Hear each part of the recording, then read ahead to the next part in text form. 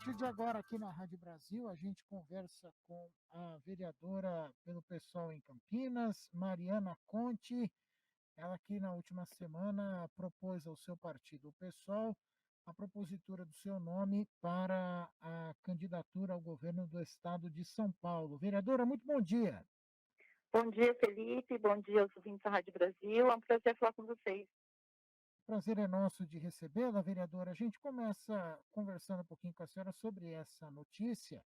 Nós tivemos na semana passada um anúncio por parte do Guilherme Boulos, ah, que vinha sendo cotado aí como possível candidato do PSOL ao governo do estado de São Paulo, ele abrindo mão da candidatura para apoiar aí, em tese, o nome do ex-prefeito da capital, Fernando Haddad, que deve ter o seu nome confirmado pelo Partido dos Trabalhadores.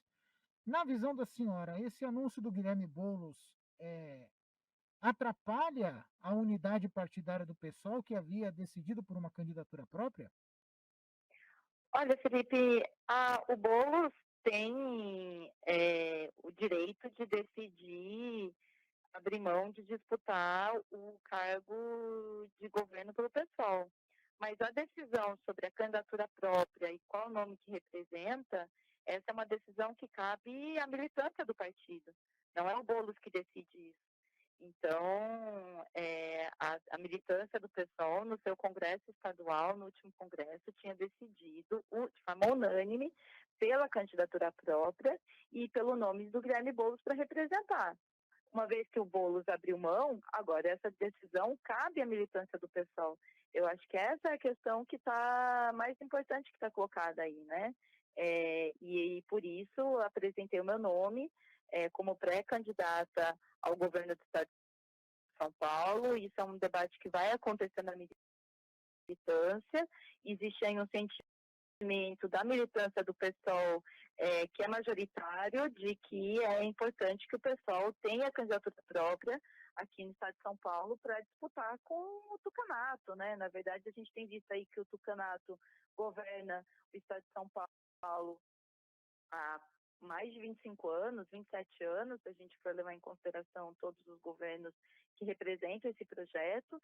É um governo desastroso do ponto de vista do povo do estado de São Paulo, e o pessoal tem um programa e precisa apresentar. Esse é o sentimento majoritário na base do partido, né? Então, esse é o debate que está colocado internamente ao pessoal hoje. Perfeito. A senhora acredita que a presença de mais nomes do chamado campo progressista, e aí, se a senhora me permitir aqui essa indelicadeza, depois, se a visão da senhora for equivocada e diferente, por favor, o espaço é da senhora aqui. Mas um nome do PSOL, o nome do ex-prefeito Haddad, o potencial nome do ex-governador Márcio França, essa diluição de nomes, vamos dizer assim, do chamado campo progressista, é a melhor estratégia, tendo em vista que o atual governo deve ser capitaneada aí a sua candidatura pelo vice-governador Rodrigo Garcia, a depender ainda da movimentação do governador Dória, mas também já surge muito forte o nome do atual ministro de Infraestrutura, Tarcísio Freitas, que deve também sair para o governo do estado. Ou seja, nesse xadrez eleitoral, é melhor o campo progressista no primeiro turno ter várias possibilidades, ou o melhor seria concentrar uma frente popular, digamos assim, que centrasse numa candidatura exclusiva? Olha, Felipe, o processo eleitoral no Brasil acontece em 2 turnos, né? Isso tem uma razão de ser. O segundo turno, com certeza, esse nível nacional, nível estadual, penso que deve ser uma união de todos contra o Bolsonaro e o bolsonarismo, né? Então, essa é uma questão que a gente tem visto aí. O Bolsonaro tem tentado impulsionar o nome aqui do Tarcísio no estado de São Paulo, e eu acho que no segundo turno, qualquer que seja a candidatura, ela é uma unidade para derrotar esse governo e os seus representantes, que é um governo de morte, genocida, antipovo, autoritário, que não preza pelas instituições democráticas. Mas no primeiro turno, ele exige que se discuta projeto. Por que eu digo isso? Porque existem muitas contradições que estão em torno da candidatura do Haddad, por exemplo, né?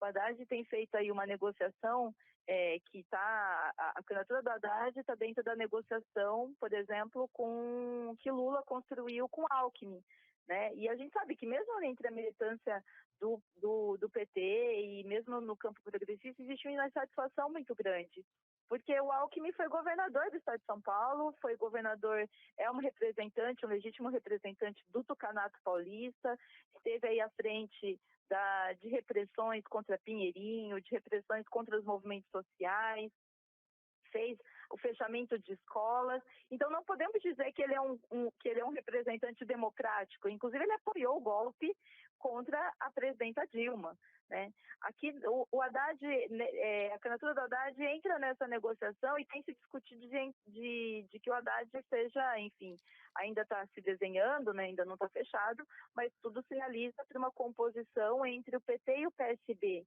E é importante dizer que o PSB sempre foi base de apoio do Tucanato Paulista, tem o nome de Márcio França, que foi vice de Alckmin, ou o nome de próprio Jonas Donizete, né, que tá colocado aí, tem corrido aí, que foi prefeito de Campinas, que, quanto presidente da Frente Nacional de Prefeitos, articulou com o Bolsonaro para entrar estados e municípios na reforma da Previdência, é um governo que teve envolvimento com corrupção, com terceirização aqui na cidade de Campinas, enfim, e que tem, veja só, o prefeito Dário Saad é continuidade do governo Jonas Donizete, o PSB continua no governo, inclusive com a figura de Vandão, que é vice-prefeito e que era secretário de Relações Institucionais do prefeito Jonas, e que o Dário Saad é do Republicanos, que é o partido que tem sido cogitado para inclusive já tem está em negociação, as coisas ainda estão sendo fechadas, mas o próprio Tarcísio sinaliza que vai se filiar aos Republicanos para disputar em nome do Bolsonaro no estado de São Paulo. Então, veja, esse jogo que se coloca de figuras que sempre estiveram no poder, figuras que, inclusive, sustentam o bolsonarismo, aqui em Campinas, por exemplo, o bolsonarismo faz parte da base de apoio de Dário e do governo de Dário e do PSB, né? Então, o que eu acho que é importante é que no primeiro turno a gente precisa discutir projeto. A ausência de discussão de projeto é o que mais favorece o bolsonarismo. Porque o bolsonarismo ele tem um discurso que é um discurso mentiroso e canalha, de que ele é diferente de todos os outros. Né? Ele se constrói nesse contraponto. Né? A gente sabe que isso é uma mentira, que eles estão dentro dessas relações de poder, basta ver a negociação com o Centrão, basta ver o escândalo que envolveu o ministro Milton Ribeiro e que agora foi tirado do cargo, porque é isso que o Bolsonaro faz, né? Ele é um governo permeado de corrupção, e toda vez que uma figura aparece como envolvida, ele tira, mas assim, a prática permanece. Né? Então a gente vê que é um discurso canalha, um discurso mentiroso do Bolsonaro e do bolsonarismo, mas que para o conjunto da população, se a gente não tem discussão de projeto, que é inclusive uma forma de fortalecimento da democracia, uma discussão de fundo sobre quais são as intenções, como que a gente muda de fato a vida do povo que está passando fome, que está passando desemprego, com crise ambiental, com destruição dos direitos sociais. Se esse projeto não é colocado, isso só fortalece o bolsonarismo. Uhum. Né? Então, na minha opinião, e o entendimento de de vários parceiros, boa parte da militância do PSOL, é que o PSOL cumpre um papel de, nessas eleições, fazer uma discussão de projeto de fundo. E é isso que a minha candidatura tem em vista. A gente conseguir discutir projeto, a gente conseguir construir aí meios e saídas, a gente sair dessa encalacrada que a gente está. E, assim, inclusive, digamos assim, chamado campo progressista, eu acho que é uma estratégia equivocada de se alinhar com os inimigos históricos do povo paulista, porque eles são responsáveis pela situação que a gente está vivendo, né? E quando a gente se junta e quando a gente se alinha ou a gente se abstém de discutir projeto no primeiro turno, isso só fortalece o bolsonarismo. Agora, vereadora, é óbvio, né, que a gente tem aquilo que se projeta como ideal do ponto de vista das compreensões, das visões ideológicas, né? E a gente tem o real, que é a possibilidade de chegar e de vencer a eleição eventualmente, tá? Eu faço um questionamento à senhora. Pensando nesse ideal que a senhora traz do pessoal para a eleição estadual em São Paulo, o que projetar para o pessoal nacionalmente falando? Ou seja, conversou-se muito da possibilidade de uma federação do pessoal com a rede, mas essa federação já daria no primeiro turno um apoio à candidatura do ex-presidente Lula, que tem todas essas contradições que a senhora já mencionou aqui. Enfim, dá para dizer que mesmo num partido identitário, ideológico e com posições muito marcadas, como é o caso do PSOL, na hora da negociação, aquilo que é ideal fica prejudicado pelo que é possível? Olha, essas questões são questões muito polêmicas dentro do partido. E eu acho que essa é o que torna o PSOL um partido vivo, né? O PSOL é um partido que é diferente, né? Tem sido diferente dos outros, tem marcado aí, é um partido que não tem nenhum envolvimento no escândalo de corrupção, é um partido que mantém a sua identidade política, programática, é um partido que teve protagonismo de mulheres, de juventude, ao longo da sua história. E isso é exatamente porque é um partido que ele é construído de baixo para cima. Né? A gente sabe que existe uma pressão gigantesca do sistema político brasileiro, que é que é esse pragmatismo que muitas vezes se coloca, né? Mas que o pessoal, a gente tem sido o sentido fundacional e a história do pessoal, ele mostra que à medida que um partido ele é construído de baixo para cima, ele é construído a partir das suas bases, o partido é isso que mantém a vitalidade do pessoal. O pessoal tem atravessado momentos muito difíceis da história do nosso país, sempre mantendo uma posição que é uma posição coerente, uma posição de não entrar nas negociatas, e ganhou respeito e tem conquistado muitas posições por conta disso. Lembrando, por exemplo, a própria participação das mulheres na política. O pessoal ele foi protagonista desse processo com a eleição de 2016, da bancada feminista, das vereadoras feministas do PSOL. Isso tem mudado o processo político, né? Então, essa discussão sobre a posição do PSOL na chapa nacional ainda está em questão, não é uma posição fechada. Nós temos o deputado Glauber Braga, que é deputado pelo Rio de Janeiro, tem apresentado seu nome como pré-candidato, também no mesmo sentido, na mesma linha, de que a gente possa fazer discussão de projeto, né? E também de uma ideia de que para a gente derrotar o Bolsonaro e todas as medidas que o Bolsonaro vem fazendo, a nossa experiência mostrou que essa disputa é uma disputa que deve ser feita quente, com mobilização do povo.